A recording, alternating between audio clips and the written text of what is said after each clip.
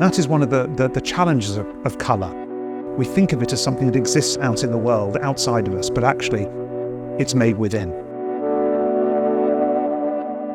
Colour is inescapable. It envelops us from morning to night throughout our lives. It's capable of triggering a plethora of emotions, but why? Colour is such a potent feature in all of our lives, and yet most of us understand so little about the way it works. Dr. James Fox has explored these mysteries more than most. Throughout his career as a world-renowned art historian, author and BAFTA-nominated broadcaster, Fox has focused keenly on the cultural and historical significance of colour. Fox became fascinated with colour at an early age and went on to gain a first in the history of art at Cambridge, where he now enjoys a fellowship after stints at Harvard and Yale. He's perhaps most notable today, though, for presenting acclaimed documentaries for the BBC and as a respected commentator on 20th century and contemporary art. In 2023, his passion for colour culminated in his acclaimed book, The World According to Colour, a mesmerising cultural history. For this episode of Angles, we invited Dr. James Fox to the Italian island of Sardinia, whose famously blue skies and crystal waters inspired the paint treatment showcased on the opera Unica Huracan Sterrato.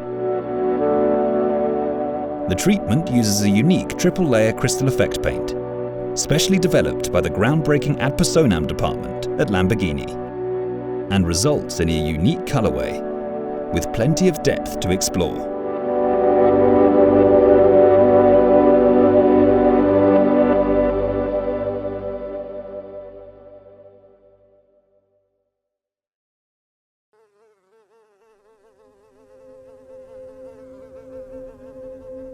I first fell in love with colour at the age of 6.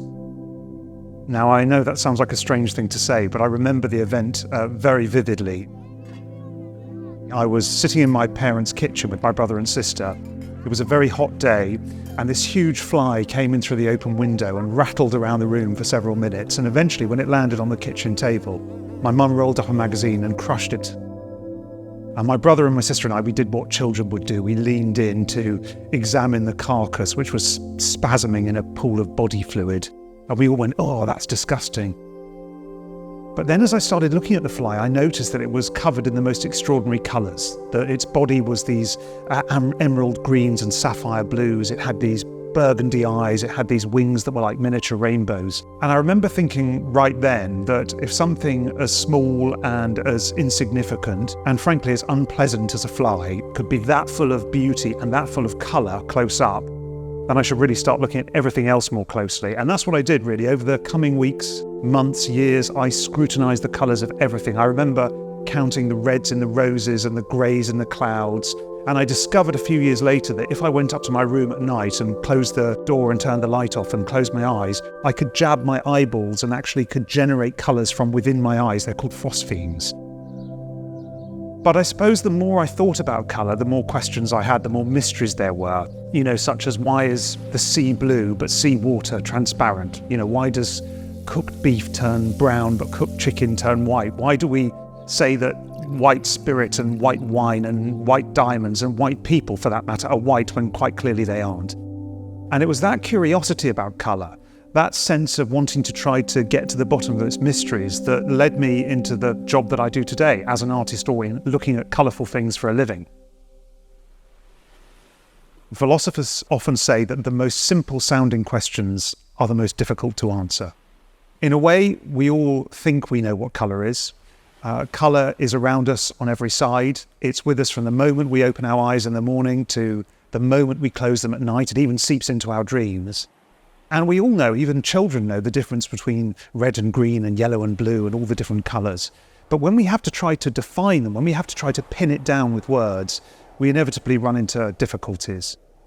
And that is because I think at its core, colour is a profoundly mysterious phenomenon that raises all kinds of complex philosophical questions that we've never been able to answer. So for a long time, people thought colour was an objective property of objects, that the sky is blue, it's objectively blue, and the trees are objectively green, and so on. And then people started to think, no, it's not a property of objects, it's a property of light. It's part of the wavelengths of light and photons that rattle and bounce around us on the world. And now increasingly, we're beginning to see colour not as something that lives out there, but it lives inside our heads. It's a creation of our brains, the back of our visual cortex, at the back of our heads. And so we're increasingly thinking of colour as an overwhelmingly subjective experience. And the really fascinating thing about that is it means that everyone's colour experience is different.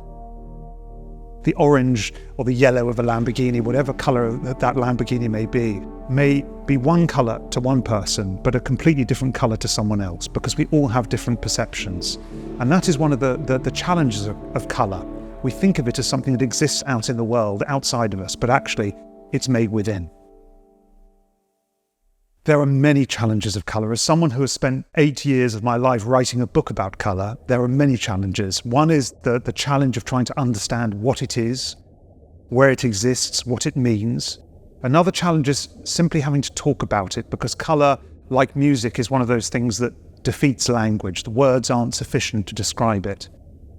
But I think perhaps the biggest challenge that colour posed in human history is the technical challenge of having to make it. Colour is a kind of force. It's a force of nature. It's ephemeral, it's dynamic, it never stops changing. It's hard to grasp, it's hard to control. From 200,000 years ago, when we started digging red ochre out of the ground, 100,000 years ago when we started to make the first fires in order to burn the first black charcoals, all the way through to Lamborghini trying to experiment with all these different colours, all these different finishes. There has been a quest and an urge that humans have had throughout civilization to make colours, to possess them, to control them. Colour is identity. Colour is who we are, and we are colour. Colour is made inside us, and it means a great deal to us. The colours we choose to wear, the colours we choose to paint our homes in, the colours we choose on our car, all of these things reveal profound insights into who we are. They tell us about our national heritage, our background, our culture, our personal preferences, our family, and our deepest aspirations and hopes. Colour is a perfect expression of who we are.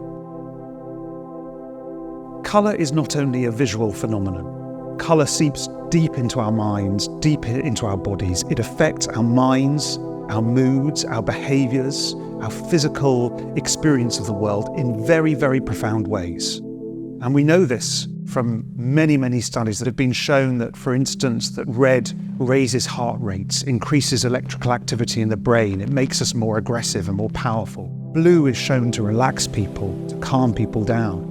Green has been shown to reduce rates of crime. So colour has a very profound effect on the way our bodies work and the way our minds work and the moods we feel.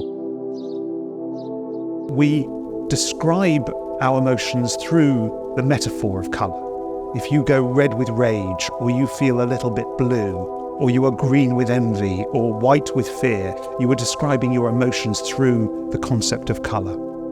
And it's also important to say that we do actually change these colours when we change our emotions. You know, when you get embarrassed, when you get lustful, when you get angry, the veins and capillaries around your face and your neck dilate, and blood actually fills to your face and you become actually red. So colour and emotion are impossible to separate from each other. I think it's difficult to not look at a bright yellow and not have your mood lifted. It's difficult to not look at a bright red car and not feel somehow violated by that red, because it's such a powerful colour. So colour affects us in all kinds of ways. Colour is, I think, our most powerful bearer of meaning after language. And in fact, it might be more powerful than language, because colour speaks across cultures.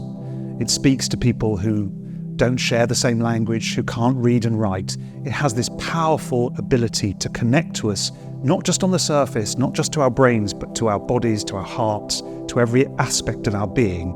And it can communicate immensely important emotional truths, but also cultural, social, and political realities as well. The world's favourite colour is blue, by a significant margin. Survey after survey after survey has shown that in every country in the world, blue is people's favourite colour, and by a long way. So I went into this project, writing my book, with a very unoriginal position, believing that blue was my favourite colour. But actually I came out of it with a new favourite, and I think my favourite colour now is black. Because black is a deeply misunderstood colour. It's a colour we associate with darkness. It's a colour we associate with sin and with death. It's completely nonsensical. Black is actually not the colour of darkness. The colour of absolute darkness is grey. So if you go into a room with no light at all, you will not see black. You will see a pixelated grey, which is called Eigengrau. And in order to generate black, you need to add light. Black is a contrast effect. It's created by light. So I think black has been deeply misunderstood. It's not the colour of darkness. It's not the colour of sin. It's not the colour of death at all. It's actually an extremely rich, altruistic colour that makes every colour next to it even better and even brighter. You see in the Sterrato, you see the blues on that car are made all the more explosive, all the more beautiful by the contrast with the black around them. For 60 years now, Lamborghini has been a pioneer in the use of colour. It has developed an enormous range of colours, an enormous range of finishes as well. There are matte finishes and carbon fibre finishes and fading finishes and camouflage finishes. And now it offers hundreds of colours, more than 400 different colours for customers to choose from, which is far in excess of any comparable company. When I saw the Huracan Sterrato for the first time, I was really astonished, because it isn't just a car, it's a painting. It's an artwork. It reminds me of the great abstract pictures of Jackson Pollock and Yves Klein, and it's in some ways a symphony of blue. It's not just one blue, but three different blues brought together in this dizzying pattern that draw on the extraordinary blues of the sky and the sea in Sardinia and freeze them into liquid crystals. And so when you look at the surface of that car, which has so many layers of depth, you can see frozen water, you can see ice, you can see crystals, but you can also see the colours of the Sardinian coastline, the Costa Smeralda. It's rare to see extraordinarily vivid blue things in our world, even today. And so when you see something up close that has that level of depth in its blueness, and that moves so quickly and so confidently through the landscape, it's a very exciting experience. I've always been fascinated by the visual. I've always been hungry for visual experience. There was a philosopher called Jean-Jacques Rousseau who once said that the hardest things to see are the things we see every day. And that is something that is a very important sentiment to me, because I think we go through our lives blind to the beauty and the majesty that exists often in very small and banal things. We overlook the miracle of the visual experience, and every colour is a miracle. Every colour is a little explosion, a tiny little detonation that only happens when mind and matter, when the physical world and the people who see it collide. It's a combination of science and poetry. It's extraordinarily profound and beautiful and joyful. But so often, especially in a world that seems saturated with colour, where colour seems to us to be cheap and easy and easily accessible, we don't realise actually how miraculous and wonderful it once was. And so when you look at the colour of a Lamborghini, whether it's the 400 choices that you have nowadays, from bright orange and bright yellow through to the crystalline effects that are just being developed right now, it's hard to realise what it was like for much of our history when colour was really difficult to make and really difficult to obtain and really expensive and exclusive. And if someone from hundreds of years ago, even 100 years ago, had come and seen the array of extraordinarily intense, powerful colours that Lamborghini can offer, it would have sent emperors into raptures. It would have sent alchemists into raptures. People would have travelled the world to see such wonders. I think nowadays, because colour is everywhere and so easily accessible, we don't realise what a true wonder it was for much of our history.